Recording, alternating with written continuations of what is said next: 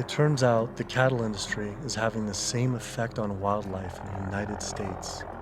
The government has been rounding up horses en masse, and we now have more wild horses and burros in government holding facility, 50,000 wild horses and burros in government holding facilities than we have free on the range. Basically, you have ranchers who get to graze on our public lands for a fraction of the going rate. So they're getting like this huge tax subsidy. It's about 1/15 of the going rate.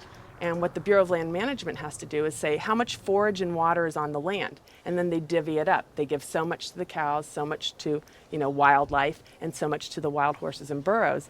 And what we see is the lion's share of the forage and water is going to the livestock industry.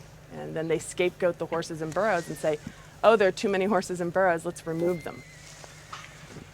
I always tell people that wild horses and burros are just one of the victims of the management of our public lands for livestock, because we also see the predator killing going on. We know wolves are now being targeted by ranchers to get rid of wolves.